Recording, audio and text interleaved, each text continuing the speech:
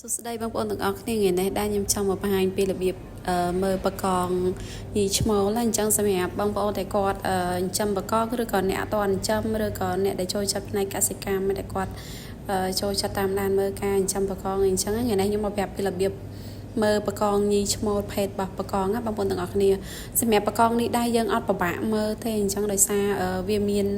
ហាឡៃពណ៌នៅលើតាគៀបអញ្ចឹងនេះដូចបកងដែលខ្ញុំបង្ហាញនេះអាហ្នឹងជាប្រភេទបកងញីហើយបកងញីតាគៀបរបស់វាអត់សូវធំទេមកល្មមហើយតាគៀបអត់មានពណ៌ក្រហមតាគៀបពណ៌សបករបស់បកងអញ្ចឹងណាពណ៌ខៀវនិយាយទៅយើងហៅថាពណ៌ខៀវវាអត់មានពណ៌ក្រហមនៅជាប់នឹងតាគៀបទេហើយកំពុងតែចាប់បកងឲ្យបងប្អូនមើលនឹងអាចឈ្មោលដាក់មកតាគៀបឈឺបាត់ហើយ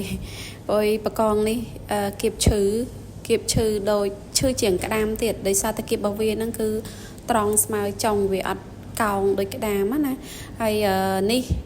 ជាបកងឈ្មោលពុកម៉ែបងប្អូនទាំងអស់គ្នាមើលតាគៀបវាពណ៌ក្រហមហើយធំក្រហមសងខាងអញ្ចឹងណាហើយបើសិនជាយើងចិញ្ចឹមកាន់តែយូរវាធំមកបងប្អូនទាំងអស់គ្នាអាចឡើងទៅដល់1ខាំជាងណាសម្រាប់បងប្អូនដែលគាត់ចង់ញ៉ាំបកងអូស្ត្រាលីសាច់នឹងដែលរសជាតិឆ្ងាញ់ហើយធំយើងចាំរយៈពេលវែងតិចទៅបានហើយតងន់1ខាំជាងហ្នឹងបកងខ្ទង់8ទៅ9ឬក៏7អីហ្នឹង1គីឡូ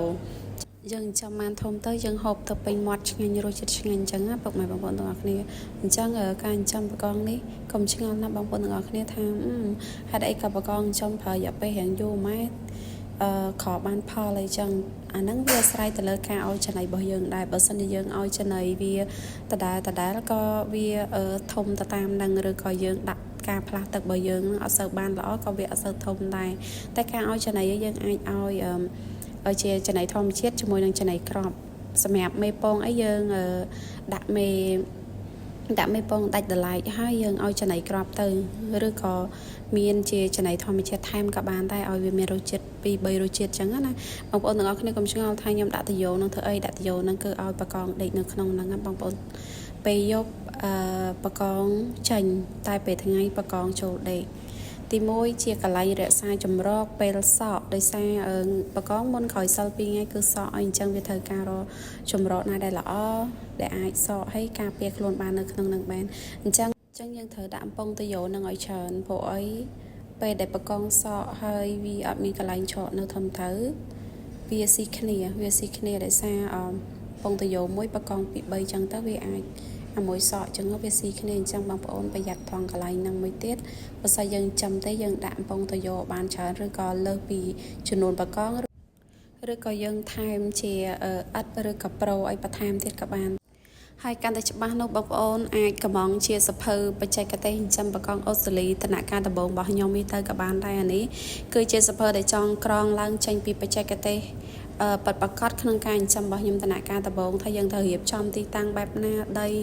ហើយនឹងអាងយើងត្រូវធ្វើម៉េចសម្រាប់អាងស៊ីម៉ង់ឬក៏តង់អញ្ចឹងណាការវាស់ទឹកដើម្បី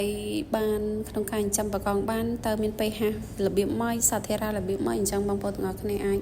តាមដានវីដេអូរបស់ខ្ញុំបន្តទៀតបានហើយកុំភ្លេចជួយ Subscribe Channel YouTube ហើយនឹង